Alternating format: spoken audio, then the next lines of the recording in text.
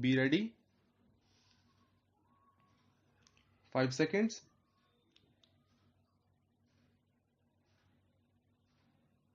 Start.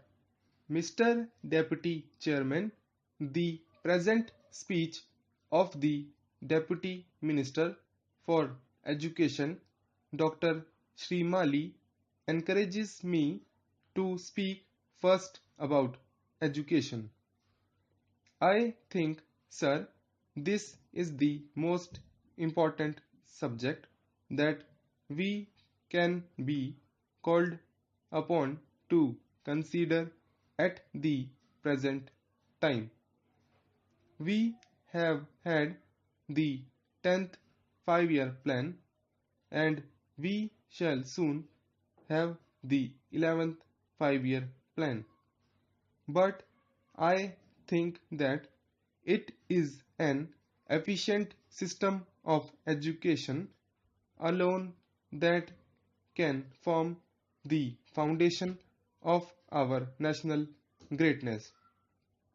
If our educational system weakens and our schools and colleges become insufficient, even a 105-year plans will never be able to provide the country with that human material that it needs for carrying out its schemes and for taking the country to the stage of development which the more advanced countries expect to reach in a few years.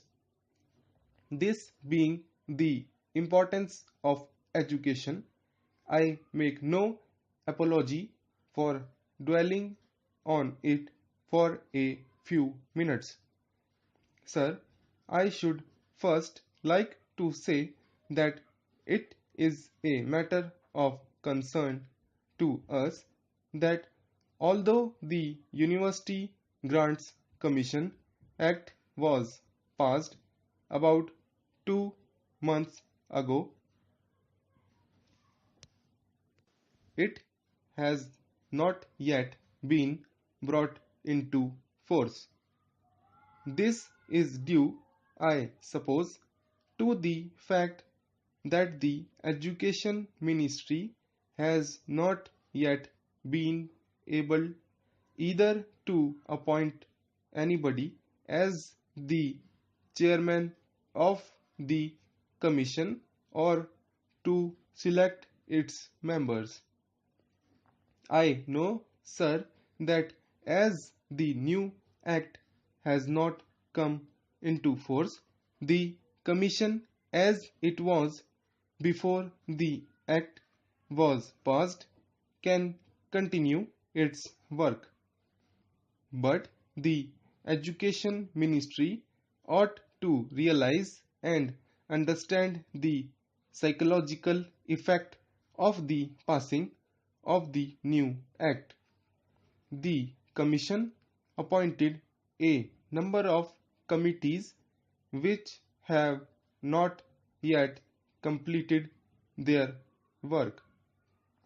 In theory, it is quite correct to say that these committees can continue to work as they were doing before.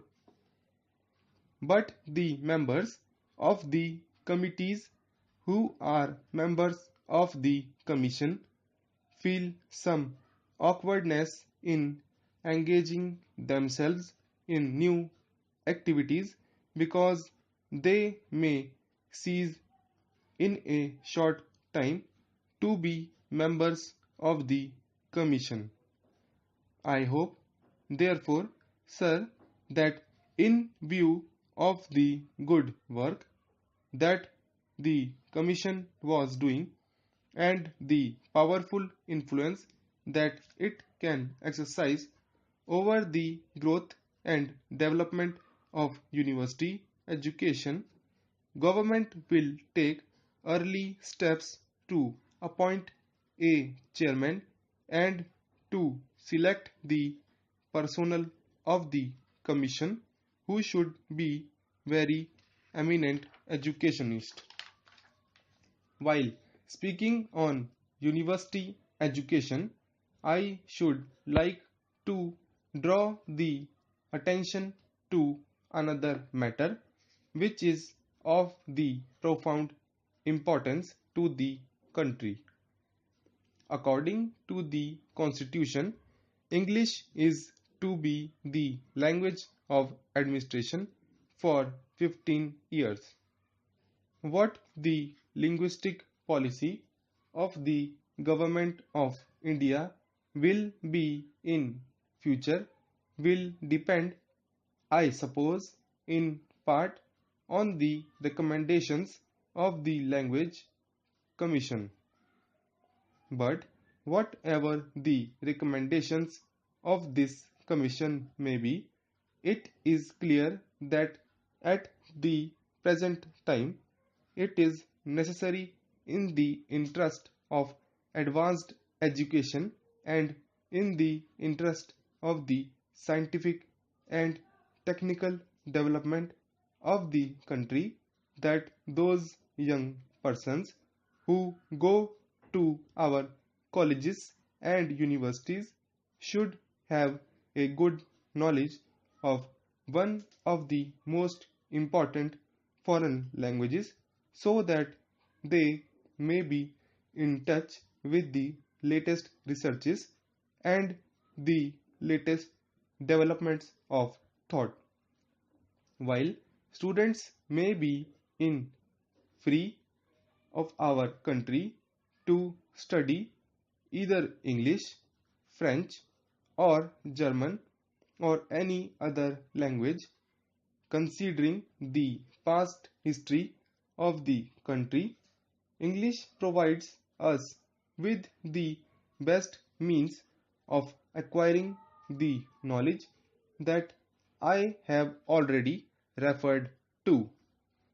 Now, many universities with a very laudable aim have made the mother tongue of the students the medium of education. Educationally, sir, there is nothing wrong about it. But we have to consider what the practical effect of such a policy will be. If the main languages of India were well developed, and if a man who knew them could acquire the latest knowledge in any branch of study and could come into contact with persons interested in his branch of knowledge, some of the difficulties that are attendant on the present policy would disappear. But there is one another question, sir, that we have to consider. English today is not merely a means of acquiring modern knowledge for ourselves, but is also a means of maintaining the unity of the country. It can be no matter of pride to us that we should have to use a foreign language in order to communicate our ideas to others and to enable the intelligentsia to understand the thoughts that are pervading the minds of the educated people in the country. But we have to take facts as they are.